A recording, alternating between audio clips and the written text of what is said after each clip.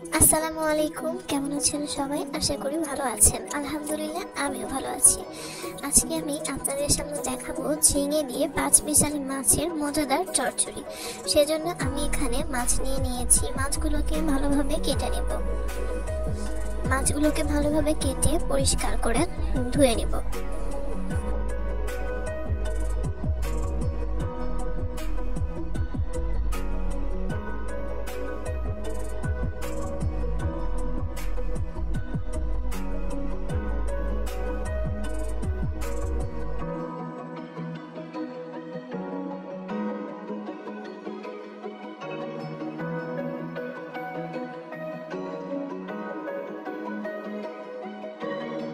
আর এখানে নিয়ে নিব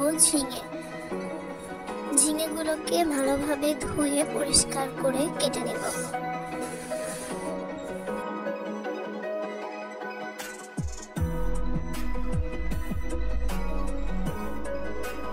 তো এই তো ঝিঙেগুলোকে ভালোভাবে ধুয়ে নেওয়া হয়ে গেছে, ভালোভাবে কেটে নিয়েছি আমি। আর এখানে সাথে দিয়ে দিচ্ছি আলু কুচি। ঝিঙের সঙ্গে আলু দিয়ে এখানে একটা মজাদার একটা চচ্চড়ি রান্না করব।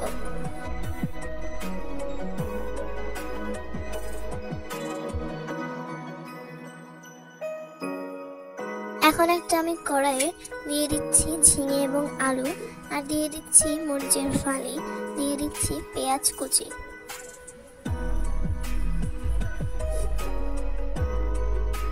সাথে দিয়ে দিচ্ছি পরিমাণ মতো লবণ, দিয়ে দিচ্ছি হলুদের গুঁড়া, মরিচের গুঁড়া, ধনিয়া গুঁড়া।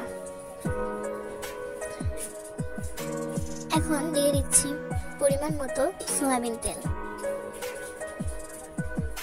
আর দিয়ে দেব কয়েকটা আস্ত জিরে। এখন আমি ভালোভাবে এগুলোকে মেখে নেব হাত দিয়ে।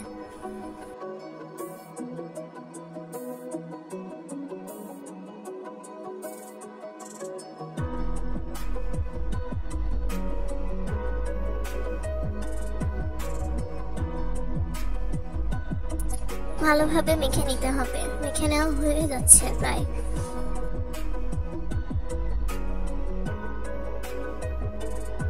ভালোভাবে মেখে নেওয়া হয়ে গেলে এখন দিয়ে দেব সেই মাছ। এখানে 5 মিশালি সেই মাছ ভালোভাবে পরিষ্কার করে ধুয়ে নিয়েছি। এখন আমি মাছ দিয়ে আবার একটু মেখে নেব।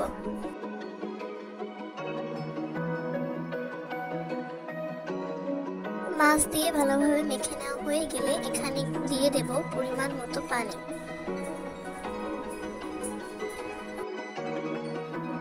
পানিটা দিয়ে ভালোভাবে একটু মিশিয়ে নেব।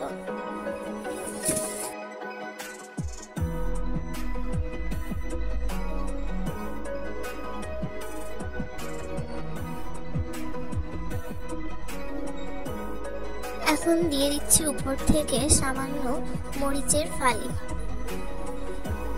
মরিচের ফালি দেওয়া হয়ে গেলে সরাসরি কিন্তু চুলায় বসিয়ে দিতে হবে।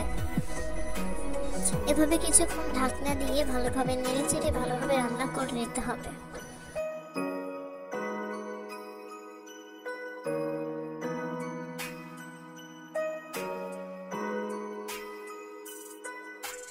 পানিটা একটু শুকিয়ে আসা পর্যন্ত অপেক্ষা করে দিতে হবে এবং ভালোভাবে নেড়ে চেড়ে কিন্তু রান্নাটা করে নিতে হবে।